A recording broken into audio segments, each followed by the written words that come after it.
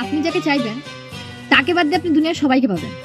আপনি যার সঙ্গে কথা বলতে চাইবেন সে বাদ তো দুনিয়ার সবাই আপনার সঙ্গে কথা বলবে। দেখুন, এখানে আপনার তো কোনো হাত নেই, আপনার চাওয়াটাও ভুল না, কিন্তু ভগবান আপনাকে দেবে না। এটাকেই বলা হয় ডেস্টিনেশন।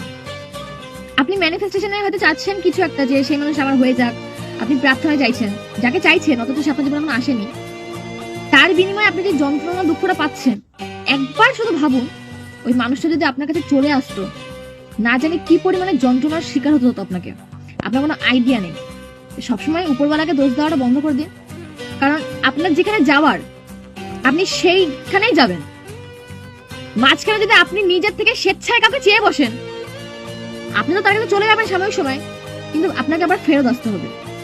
কারণ এর আগে বহু মানুষ স্বেচ্ছায় অনেক জায়গায় গেছে, যেটা তাদের ভবিতব্যে লেখা ছিল না, নিজেরা গেছে আবার ফেরত এসছে।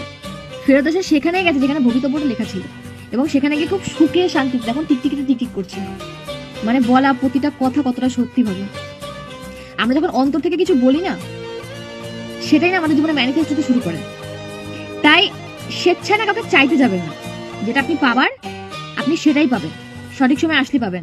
তাই মানুষের উপর ইনভেস্ট না করে সময়টাকে সেটা ভালো কোনো কাজে লাগান, নিজের কেরিয়ার করতে লাগান, নিজেকে ভালোবাসুন সবার আগে।